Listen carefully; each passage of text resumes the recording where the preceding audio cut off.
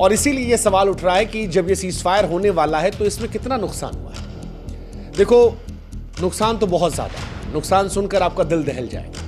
अगर आप इंसानी नुकसान की बात करोगे तो यूक्रेन में 50,000 से अधिक सैनिक जो है वो मारे गए, 10,000 से अधिक आम लोग मारे गए, लाखों लोग ऐसे हैं जो शरणार्थी बनकर निकल गए, कई शहर ऐसे हैं जो मलबे का ढेर बन गए। हालांकि हम चाहते हैं कि आप भी हमारी एक मदद करें, हमारे व्हाट्सएप चैनल से जुड़ें। लिंक हमने डिस्क्रिप्शन में और कमेंट सेक्शन में पिन कर रखा है। आप जुड़ेंगे तो इससे हमारी ताकत बढ़ेगी और आप तक जल्दी हमारे वीडियोस पहुंचेंगे।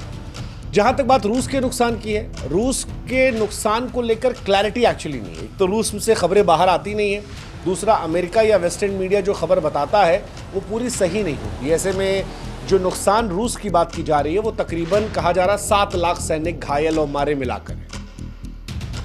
उनके जो भाड़े के गुंडे थे, वैगनार फोर्सेस, ये सब उनका भी नुकसान हुआ है। बट फिर मैं कह रहा हूं कि ये यूएस या वेस्टर्न मीडिया का आंकड़ा, इसे आप पूरा भरोसा नहीं कर सकते। हालांकि ये है कि शरणार्थी संकट बहुत ज्यादा हुआ था। 60 लाख यूक्रेनी ऐसे थे जो भाग गए। अब आप सोचो यार कि आधी नोएडा दिल्ली की आबादी जो है वो चली जाए।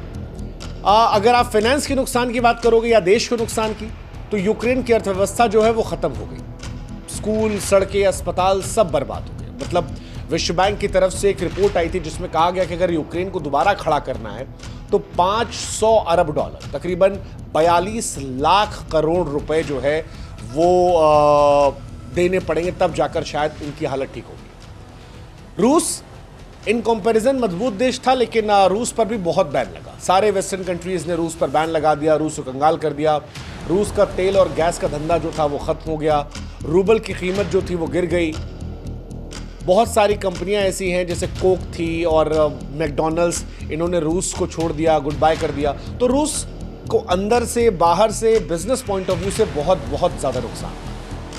हालांकि नुकसान केवल इन दो देशों का नहीं था, नुकसान दुनिया को भी हुआ था। जैसे यूक्रेन वो देश है जहां से, यूक्रेन या रूस दोनों कह लीजिए, जो गेहूं, तेल, गैस के बड़े सप्लायर हैं। अब युद्ध ने इनके खेतों को तो नष्ट कर दिया, तो युद्ध ने सप्लाई रोक दी। अफ्रीका, मध्य पूर्व में भुखमरी बढ़ गई। अमेरिका, यूरोप में महंगाई ने कोहराम मचा दिया क्योंकि गैस की कीमतें जो है वो आसमान में चली गई। अब उनके यहाँ हमारा वाला हिसाब किताब तो है नहीं, उनके यहाँ तो पाइप से गैस आती है, तो वो गैस महंगी हो गई थी। प्रकृति की तबाही हुई। यूक्रेन में खेती की ज़मीन जो थी, जंगल, नदियाँ सब बर्बाद हो गई। इतनी बमबारी हुई, दोनों ने एक दूसरे पर इतना बम ठोका है कि मामला बहुत गड़बड़ हो गया था। इनफैक्ट बीच में तो न्यूक्लियर प्लांट जो था उसको भी डैमेज करने की बात चल रही थी। लेकिन सवाल यह है कि अब ये दोनों मान क्यों गए? क्योंकि डोनाल्ड ट्रंप ने तो फ़ोन किया था, लेकिन चचा ट्रंप के फ़ोन करने से मान गए, ऐसा तो होगा नहीं। माने क्यों, वो भी हम आपको समझाते हैं। दरअसल ये दोनों 3 साल से लड़ रहे थे और 3 साल के बाद इन दोनों के टैंक खाली हो गए। दोनों एक्चुअली वेट कर रहे थे कोई तीसरा आदमी आए और प्यार से कहे कि लल्ला तुम दोनों मेरे करण अर्जुन हो और दोनों को हम साथ रखेंगे। और ट्रंप इस टाइम उसी मूड में, वो इंडिया से भी कहते हैं तुमसे भी बिजनेस करेंगे, तुमसे भी करेंगे। ऐसे वो रूस से भी कह रहे बिजनेस करेंगे और वो उनसे यूक्रेन से भी कह रहे बिजनेस करेंगे। वो पुतिन के भी दोस्त बन रहे हैं, जेलेंस्की के भी दोस्त बन रहे हैं। ट्रंप को इस टाइम खाली अपना दिख रहा है। डोनाल्ड ट्रंप चाहते हैं कि भैया उनको नोबेल प्राइज मिल जाए और वो उसी तरफ बढ़े हैं। 19 मई 2025 को ट्रंप ने पुतिन से 2 घंटे फोन पे बात की, मानो जैसे कोई पुराना यार। अब बताओ, यही रूस और यूक्रेन दुनिया में लड़ते रहते हैं। अमेरिका की सारी पिक्चर में रूस को गालियाँ पड़ती हैं, लेकिन जब अमेरिका की अपने पर आती है तो वो दोस्ती कर लेता है। ट्रंप ने इससे पहले यूक्रेन के जेलेंस्की से बात की थी, काफ़ी कंट्रोवर्शियल हुआ था। हालांकि डोनाल्ड ट्रंप अब डील मेकर बन गए। अच्छी बात भी है यार, दुनिया युद्ध में क्यों जाए, सब पहले से थके हारे थे। रूस यूक्रेन दोनों की सांसें फूल रही थी। यूक्रेन के पास सैनिक खत्म हो रहे थे, हथियार खत्म हो रहा था, पैसा खत्म था। रूस जो है वो भी उसकी जेब खाली हो गई थी, उसने उत्तर कोरिया से सैनिक मंगवाई थी। अब आप सोचो कितनी बेइज्जती हुई होगी। तो अब ये सब खत्म हो गया। दोनों की हालत टाइट थी, दोनों ये जानते थे। यूक्रेन और उनके जो दोस्त थे वो युद्ध विराम की बात कर रहे थे।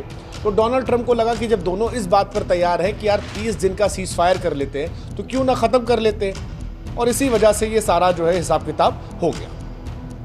अब सवाल है कि रशिया और यूक्रेन बराबरी पर क्यों ख़त्म किए? तो बराबरी पर ख़त्म इसलिए हुआ क्योंकि रशिया ने शुरू में तो यूक्रेन को तबाह किया, उसके इलाकों पर कब्जा किया, लेकिन बाद में यूक्रेन ने भी रूस के कुछ इलाकों में ज़मीन हथिया ली थी। रूस कुछ इलाकों में मजबूत है, लेकिन इधर यूक्रेन भी कई जगह मजबूत है, और इसीलिए शायद ऐसा रहा कि दोनों बातचीत जो है वो बराबरी पर आ रही है।